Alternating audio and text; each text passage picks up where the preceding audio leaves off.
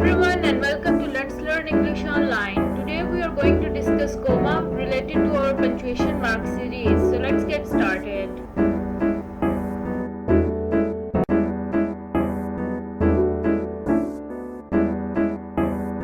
Mind that what is a comma. So a comma is a piece of punctuation that has a variety of uses, but its purpose is mainly to keep words and ideas clear, which means that a comma is a piece of punctuation and it has various uses. It has different kinds of uses, and its main and sole purpose is to keep words and ideas clear. Let's move forward. Comma is used for separating items in dates and places, which means that we use comma for separating items in dates and places. Observe the following example here. July 1, 1908. Here we have separated July 1 from the year 1908 with the use of commas. Observe the second example here, which is Prince George, British Columbia. Here we have separated Prince George from British Columbia with the use of commas. Comma is used in the opening of friendly letters and in the closing of all letters, which means that we can use comma in the opening of friendly letters and we can also use comma in the closing of all letters. Observe the following example here, dear grandmother. Here we have used comma during the opening of friendly letters. And observe the second example here, yours truly. Here we have used the comma in the closings of our letter. Comma is used for separating initials from surnames and to separate titles from surnames, which means that we can use comma for separating initials from their surnames, and we can also use comma to separate titles from the surnames. Observe the following example here, Mitchell W.O. While the actual name is William Ormond Mitchell. He was a famous Canadian broadcaster and writer. So the initials are actually William Ormond and the surname is Mitchell. So in order to separate the initials from surname, we have applied comma, as you can see here, after Mitchell, and we will always write the surname before the initials, so in formal writing. Observe the second example here, which is Mr. Alex Smith, MSc. We also use comma for separating titles from surnames, and while expressing the education of a specific person, we will also use comma. Here after Mr. I have applied comma according to the rule of punctuation, and after the name we will also apply comma so that we can elaborate the education of a specific person, as Mr. Alex Smith is MSc, which means that he has a master's in science degree. Let's move forward. Comma is used between words or groups of words in a series, which means that we can use comma between words and groups of words in a series. Observe the following example here. The school lunch of Allison contains sandwiches, an apple, cake and one raw carrot, which means that the school lunch of Allison has a group of words or a list which are sandwiches, an apple, cake and one raw carrot. So in order to separate them, we have used commas, especially after sandwiches, after an apple, after cake and one raw carrot.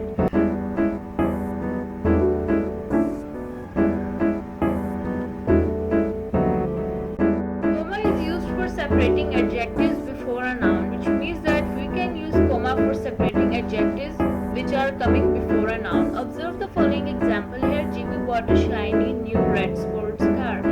Here we have adjectives coming before a noun. Here sports car is a noun and adjectives coming before it are shiny, new and red. So we have applied commas in order to separate these adjectives. Let's move forward. It is important to note that if the word and can be inserted between different ideas, then we can also insert a comma. Observe the example here. We can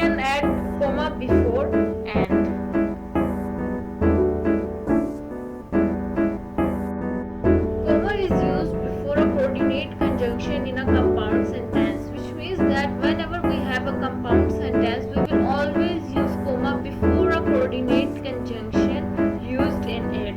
Observe the following example. Here I have separated the independent clauses and conjunctions for your better understanding of the concept. Observe our first example here, which is the day fried chili. Here it is an independent clause but is a conjunction, and further we have an independent clause, we went to the beach. Similarly, in our second example, we also have an independent clause, the cat licked my hand, and further we have conjunction as and. Then we have our independent clause as I know I had to take her home. We are discussing that we will always use a comma before a coordinate conjunction in a compound sentence. As we know that we have two compound sentences here, and we have applied comma before conjunction, that is, we have applied comma before but, and we have applied comma before and, because these both words are conjunctions in our examples. Let's move forward. Comma is used to set off introductory words and phrases that cannot stand alone as a sentence, which means that we can use comma for setting off our introductory words and phrases that are unable to stand alone as a sentence. For your convenience, I have divided the sentence into two parts here, which is introductory phrase and independent clause. Further, we will discuss the examples here, which are: if I win the lottery, I will move to New York. Here, if I win the lottery is an introductory phrase. So in order to set off our introductory phrase, as it cannot stand alone as a sentence, we have applied comma, and then we have further elaborated our independent clause, I will move to New York. Here it can stand on its own, so it is independent clause. Observe the second example here, while waiting for the bus. Here it is a phrase that cannot stand alone as a sentence, it is dependent clause, and further it is also our introductory phrase here. So we have applied comma, and then in order to enhance the meaning of a sentence in completed format, we have applied our independent clause, I fell asleep. I hope the concept is clear. Let's move forward. Comma is used to set off words that interrupt the main idea of a sentence. So it is clear that we can use comma for setting off words, for separating the words which can interrupt the main idea of a sentence. Observe the following example here. My father, for example, donated thousands of dollars to charity last year.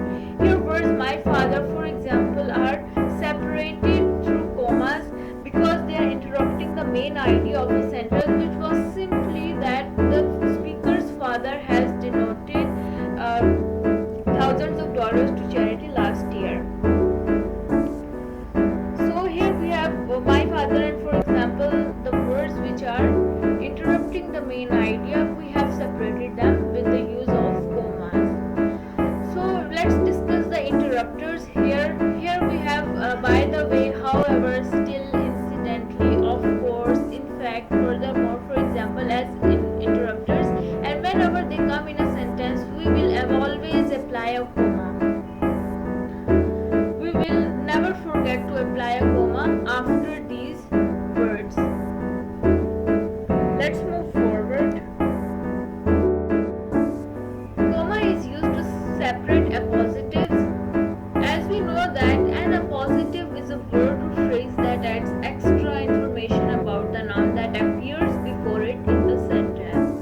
Observe the following examples here for better understanding. I have separated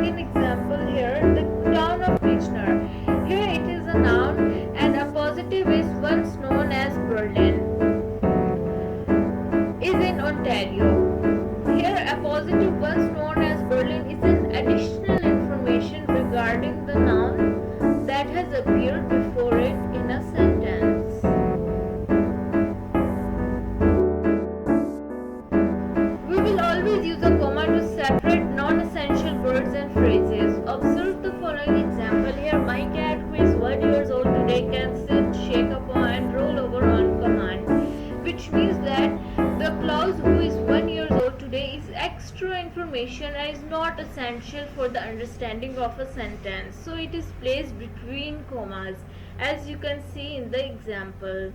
Let's move forward.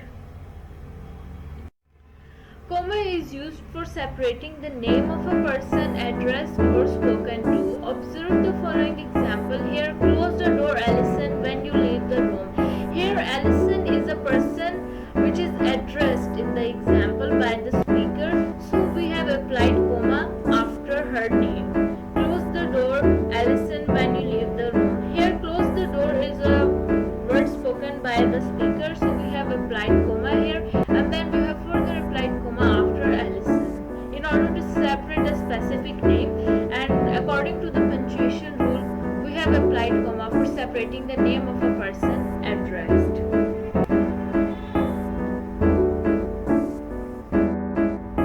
We will always apply comma in quotations because it is always used in quotations. Observe the following example here. I told you, said the dad, to get to bed early the night before examination.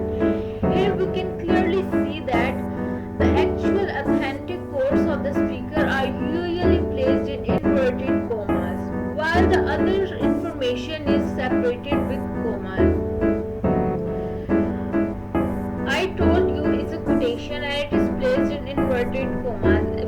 As we know that we will always use comma in quotations. Further, we will use comma to separate it from other words which are not a part of quotation, which are said the dad, and then after that we will also apply a single comma in order to separate that word from the actual quotation, which is placed in inverted commas as well, to get to bed early the night before examination. So this is it for today. See you in the next video.